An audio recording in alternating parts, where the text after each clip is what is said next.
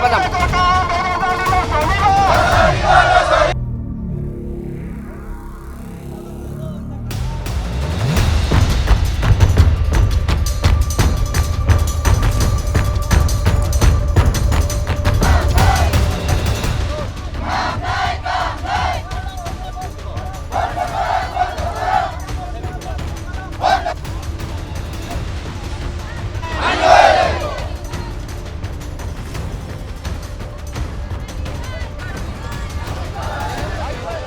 লখিমপুৰ জিলাৰ অন্তৰ্গত অতি পিছপৰা পশ্চিম নোৱালীত উপস্থিত আছোঁ আৰু পশ্চিম নোৱালীৰ প্ৰথমেই দেখুৱাইছোঁ যে গৰাখহনীয়াই কেনে ভয়াৱহ ৰূপ ধাৰণ কৰিলে। সেই গৰাখহনীয়া প্ৰতিৰোধৰ ক্ষেত্ৰত কিন্তু এতিয়া খৰালি কালত কোনো ধৰণৰ চৰকাৰে ব্যৱস্থা গ্ৰহণ কৰা নাই। ইয়াত জিঅ' বেগৰ কাম চলিছিল আৰু সেই জিঅ' বেগৰ কামৰ ক্ষেত্ৰতো দুৰ্নীতি কিছু প্ৰশ্ৰয় দিয়া হৈছে বুলি ৰাইজে অভিযোগ তুলিছে। আৰু এই মিচিং বসতি প্ৰধান অঞ্চলটোত বাৰিষা বছৰি তেওঁলোকে সমস্যাৰ সন্মুখীন হ'বলগীয়া হয় আৰু এয়া পূব তেলাহী গাঁও পঞ্চায়তৰ অন্তৰ্গত নআলি মিৰিগাঁও আৰু এই নআলি মিৰিগাঁৱত আজি ৰাইজ একত্ৰিত হৈছে। তেওঁলোকে চৰকাৰ বিৰুদ্ধে লখিমপুৰৰ বিধায়কগৰাকীৰ বিৰুদ্ধে বা জিঅ' বেগৰ যি কাম চলিছে সেই কাম চলাৰ বিৰুদ্ধে দুৰ্নীতি হোৱাৰ অভিযোগ তুলি তেওঁলোকে আজি প্ৰতিবাদী কাৰ্যসূচী গ্ৰহণ কৰিছে। আৰু মই দেখুৱাইছোঁ এয়া হৈছে পশ্চিম নোৱালীৰ পৰিৱেশ। ইয়াত ডেকা বুঢ়া পুৰুষ মহিলা সকলো ইয়াত ওলাই আহিছে আৰু সকলোৱে তেওঁলোকে প্ৰতিবাদী কাৰ্যসূচী ইয়াত তেওঁলোকে গ্ৰহণ কৰিছে। মূল বিষয়টোৱে হৈছে যে জিঅ' বেগৰ যি কাম চলিছিল সেই জিঅ' বেগৰ কামত তেওঁলোকে বেমেজালি হৈছে।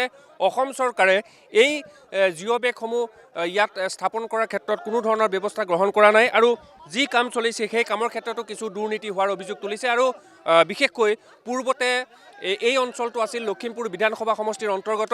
এতিয়া সমষ্টিত কৰ্তন কৰাৰ পিছত ইয়াৰ নাওবৈচা সমষ্টিত ইয়াৰ পাইছেগৈ, কিন্তু মানৱ ডেকাই পূৰ্বৰ বিধায়কগৰাকীয়ে এই ক্ষেত্ৰত কিন্তু কোনো ধৰণৰ ব্যৱস্থা গ্ৰহণ কৰা নাই। ৰাইজ একত্ৰিত হৈছে। আমি অকণমান কথা পাতিবলৈ যত্ন কৰিছোঁ। আপোনালোকৰ সমস্যাবিলাক আজিও সমাধান নহ'লে আজিকালি প্ৰতিবাদ কৰিবলগীয়া হৈছে। আমি কি ক'ম ছাৰ, মানে ধৰা হওক আজি 15 বছৰ কাৰ্যকাল হ'ল বুলি ক'ব পাৰি আমাৰ গৰাখহনীয়া। ইমান বছৰ গাঁৱে বুঢ়ে আৰু আপোনালোকে দেখিছে যে কিমান পানীৰ তলত পৰি আছে।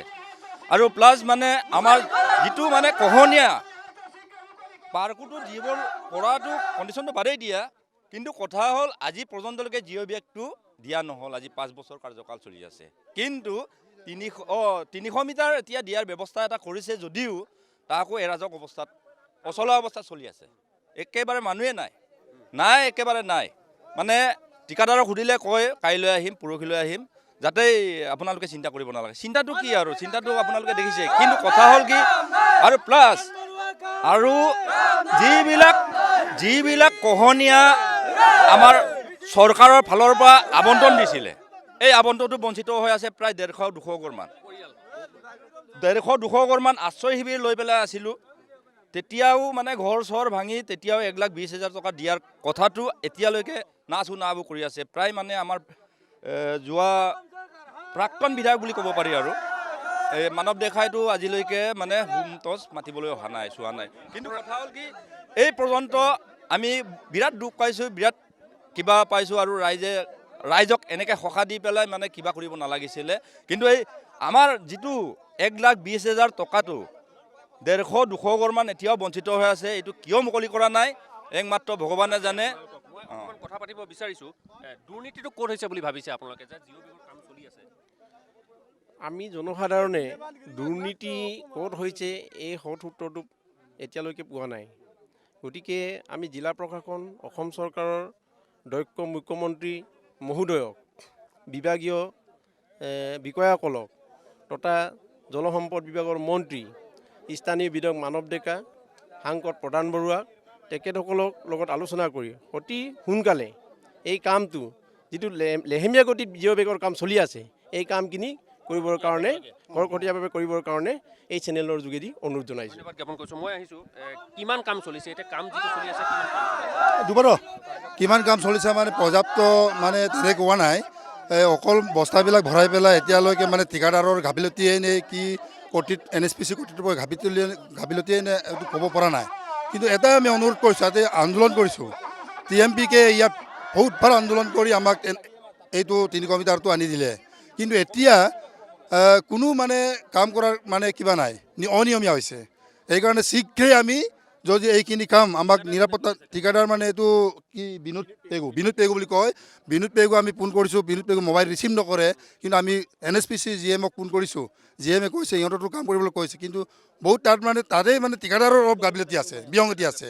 সেইকাৰণে আমি আজি প্ৰথম আমি ইয়াতকৈ আমি আঞ্চলিকৰ TMPকে মাতি পেলাই আমি বৃহৎ আন্দোলন কৰিবলৈ আমি প্ৰস্তুত। যিহেতুকে আমি নঙালীবাসী ৰাইজে আজি 1.5 ঘৰ হ'ল কোৱাই নাই, এই মাটি কিবা গৰাৰ তলত পৰি আছে তামোল গছ, এই কিবা গোটেই হাজাৰ গড় ইয়াত মানে ৰাইজৰ মাটি বিঘা লৈ গৈছে বানে। সেইকাৰণে আমি অনুৰোধ কৰিছোঁ আমাৰ সৰ্বকালৰ সৰ্বশ্ৰেষ্ঠ মুখ্যমন্ত্ৰী ডক্টৰ হিমন্ত বিশ্ব শৰ্মাক, আমাৰ এই বিভাগীয় কৰ্তৃপক্ষক যাতে যেন কৈ পেলাই আমাৰ ইয়াত এই ব্যৱস্থাখিনি কৰি দিয়ে, যেন কৰণীয়া প্ৰতিৰোধ কৰি দিয়ে, যেন আমাৰ দক্ষ মুখ্যমন্ত্ৰী আমাৰ সৰ্বকালৰ সৰ্বশ্ৰেষ্ঠ বুলি কয়। আৰু আমি জানো সৰ্বকালৰ সৰ্বশ্ৰেষ্ঠ মুখ্যমন্ত্ৰী হিচাপে আপোনাক আমি জানো। সেইকাৰণে আমি নিশ্চয় এইটো কৰিব পাৰে আৰু আমাক সোনকালে কৰি দিয়ক বুলি আমি ভাবোঁ। আৰু ধন্যবাদ জ্ঞাপন কৰিছোঁ। আৰু এয়া হৈছে নৱালীবাসীৰ প্ৰতিক্ৰিয়া, কাৰণ NSPC কৰ্তৃপক্ষৰ ফালৰ পৰা ইয়াতে জিঅ' বেগৰ কাম কৰিবলৈ দিয়া হৈছিল, কিন্তু আজি পৰ্যন্ত সেই কাম তেওঁলোকে কৰিব নোৱাৰিলে বা এই কাম আধৰুৱা হৈ থাকিলে। কথা পাতিব বিচাৰিছোঁ, কিমান ঘৰ মানুহে এতিয়াও টকা পোৱা নাই?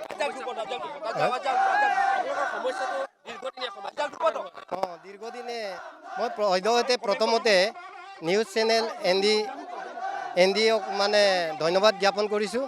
এতিয়া আমাৰ এই সমস্যাটো আমাৰ দীৰ্ঘদিনীয়া সমস্যা, আৰু এই দীৰ্ঘদিনীয়া সমস্যাত আপোনালোকৰ চেনেলক বাৰম্বাৰ এনেকৈ ধৰ্ণা দিয়া স্বত্তেও, প্ৰতিবাদ কৰা স্বত্তেও আজি অসম চৰকাৰে কোনো গুৰুত্ব দিয়া নাই, আমাৰ নৱালীবাসী ৰাইজৰ প্ৰতি কোনো দৃষ্টি ৰখা নাই। আমি এতিয়া ৰাইজে এনেকুৱা এটা কুবদ্ধ হৈ পৰিছোঁ যে এই সমস্যাটো প্ৰায় আজি নৱালীবাসীৰ গাঁওখন এই নিঃশেষ হৈ গৈছে। আৰু এতিয়া যে জিঅ' বেগ বৰ্তমান কাম চলি আছে, এই জিঅ' বেগৰ কামটো বহুত বেমেজালি চলি আছে। এয়ে মই অসমৰ মুখ্যমন্ত্ৰী মহোদয়ক, আমাৰ মাননীয় মুখ্যমন্ত্ৰী মহোদয়ক অনুৰোধ জনাইছোঁ যে তেওঁ আমাৰ যিটো অনুৰোধ তেওঁ যাতে দৃষ্টিগোচৰ কৰি যাতে হস্তক্ষেপ কৰাৰ আমি অনুৰোধ জনাইছোঁ। আৰু এয়া হৈছে প্ৰতিবাদ, কাৰণ তেওঁলোকে নৱালীবাসীয়ে বিভিন্ন সময়ত সমস্যা ভুগি আছে। প্ৰতি বছৰ বাৰিষা তেওঁলোকে সমস্যাৰ সন্মুখীন হ'বলগীয়া হয়, আৰু ইয়াত পুৰুষ মহিলা সকলো ইয়ালৈ ওলাই আহিছে, একত্ৰিত হৈছে, আৰু সকলোৱে চৰকাৰৰ বিৰুদ্ধে, জলসম্পদ বিভাগৰ বিৰুদ্ধে তেওঁলোকে প্ৰতিবাদ সাব্যস্ত কৰিছে। কাৰণ তেওঁলোকৰ মূল কথাটোৱে হৈছে যে তেওঁলোকৰ যি গৰাখহনীয়া সমস্যা, সেই সমস্যা তেওঁলোকে সমাধান কৰিব লাগে। গৰাখহনীয়া ৰোধৰ বাবে যি জিঅ' বেগৰ কাম NSPCৰ ফালৰ পৰা দিয়া হৈছিল, ঠিকাদাৰৰ গাফিলতিৰ বাবে সেয়াও এতিয়া বন্ধ হৈ আছে। আৰু গৰাখহনীয়া ৰোধ কৰি এই পশ্চিম নৱালী যিটো অঞ্চল আছে, সেই অঞ্চলটোক যাতে নিৰাপত্তা প্ৰদান কৰে, তাৰ বাবে তেওঁলোকে এই প্ৰতিবাদী কাৰ্যসূচী গ্ৰহণ কৰিছে।